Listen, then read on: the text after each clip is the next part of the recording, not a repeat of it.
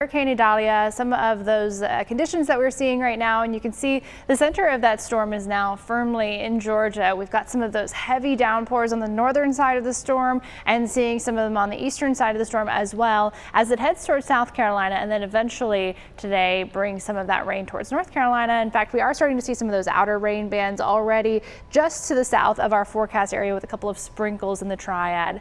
As we're headed into the next couple of hours, we're watching a couple of things. First of all, we are watching a severe storm threat along the coastline and along some of that track of the storm. We get up to a level 3 chance for severe storms with severe thunderstorms and tornadic activity both possible closer to that significant track of the storm. We could hear some thunder here in the triad, but we are not expecting severe potential. Here's a look at those tropical storm warnings all along the coastline there, correlating pretty closely with that cone of uncertainty.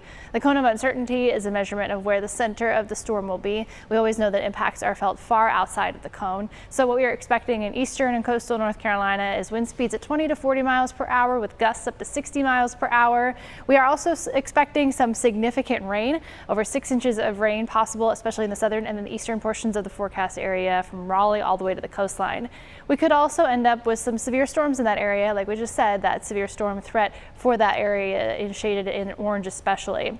Here's a look at the current projected path for Hurricane Idalia, which is still a Category 1 hurricane. We are expecting throughout the day today it will maintain Category 1 hurricane status and then eventually become a tropical storm as we head into tomorrow morning. That potential for strong winds is still with it, winds at 80 miles per hour as of the 1 p.m. update. So as we're watching through the next couple of hours, we will continue to see that strength there. As we look outside, we've got the potential for some local impact as well. Late Wednesday into Thursday, we could see about 1/4 of an inch of rain from most of our forecast area. However, in the southern and the eastern portions, including Alamance, Randolph County, over an inch of rain possible. That's enough to cause some isolated flooding, but also with our wind speeds being gusting up to 40 miles per hour, we could also end up with some trees down throughout the area. Limbs, but also that heavy rain can loosen up some of those root systems, and then those strong winds can bring trees down. We know that that's a potential anytime we have the remnants of tropical systems moving through because they bring that combination of heavy rain and strong winds. So here's a look at our hour-by-hour forecast. As we head into the later part of the day, we start to see more and more of that rain in the forecast area. Some showers for the most part, but it's pretty steady starting at about 6 p.m., maybe even as early as 5 p.m. into the southern and eastern portions of our forecast area, staying steady all the way through the overnight hours. Here's 11:30 p.m. and then into the overnights we see that rain continuing. By the time we wake up on Thursday morning, we've got some of those rain showers clearing out of the area, but the cloud cover still with us by the time we wake up.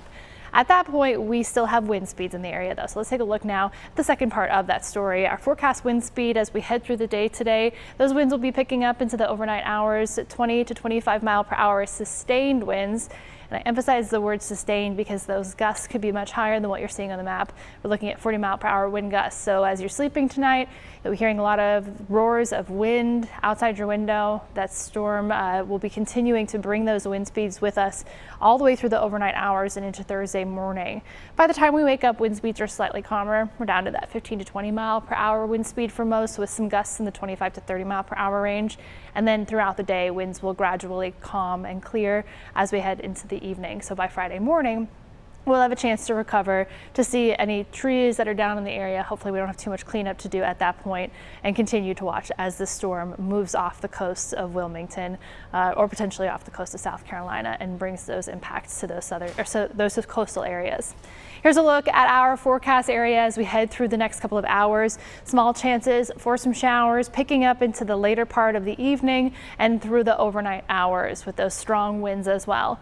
Looking towards the foothills, much lower rain chances. In fact, for a lot of the time here, we are just seeing cloud cover. We've got some cooler temperatures. It's quite humid out there, but just some of those scattered showers moving through from time to time. And in the mountains, we actually have sunny skies right now with clouds picking up into the later part of the day and seeing that cloud cover sticking around with winds staying high at times in the 10 to 15 mile per hour range through the overnight, and then seeing winds calming down tomorrow morning. Here's a 7-day forecast. So less humid by Friday and then clear by Labor Day weekend.